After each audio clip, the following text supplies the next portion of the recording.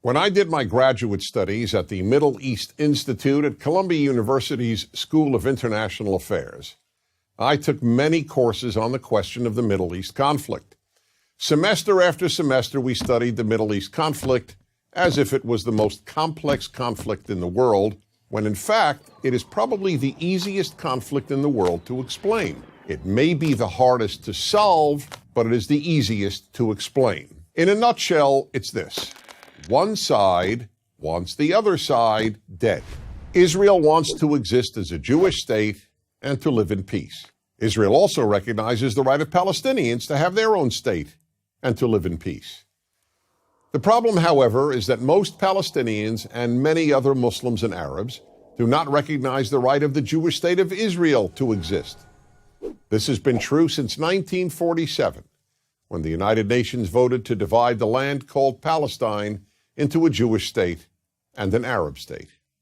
The Jews accepted the United Nations partition, but no Arab or any other Muslim country accepted it. When British rule ended on May 15, 1948, the armies of all the neighboring Arab states, Lebanon, Syria, Iraq, Transjordan, and Egypt, attacked the one-day-old state of Israel in order to destroy it. But to the world's surprise, the little Jewish state survived. Then it happened again. In 1967, the dictator of Egypt, Gamal Abdel Nasser, announced his plan, in his words, to destroy Israel.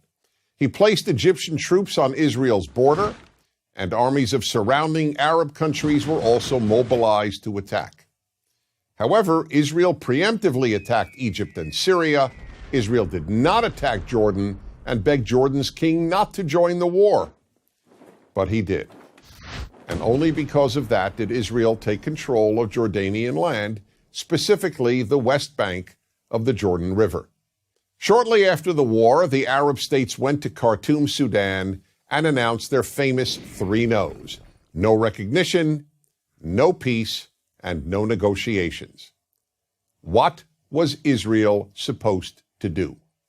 Well, one thing Israel did a little more than a decade later in 1978 was to give the entire Sinai Peninsula, an area of land bigger than Israel itself and with oil, back to Egypt, because Egypt, under new leadership, signed a peace agreement with Israel. So Israel gave land for the promise of peace with Egypt, and it has always been willing to do the same thing with the Palestinians. All the Palestinians have ever had to do is recognize Israel as a Jewish state and promise to live in peace with it. But when Israel has proposed trading land for peace, as it did in 2000, when it agreed to give the Palestinians a sovereign state in more than 95% of the West Bank and all of Gaza, the Palestinian leadership rejected the offer and instead responded by sending waves of suicide terrorists into Israel. Meanwhile, Palestinian radio, television, and school curricula remain filled with glorification of terrorists, demonization of Jews, and the daily repeated message that Israel should cease to exist. So it's not hard to explain the Middle East dispute. One side wants the other dead. The motto of Hamas, the Palestinian rulers of Gaza, is, "We love death as much as the Jews love life."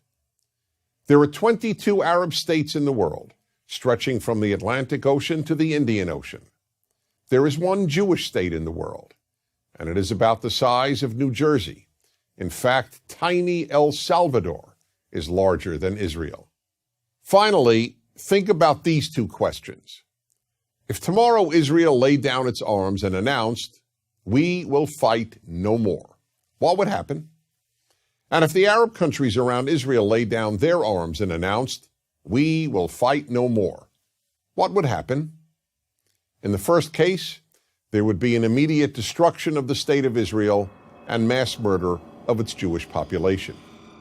In the second case, there would be peace the next day.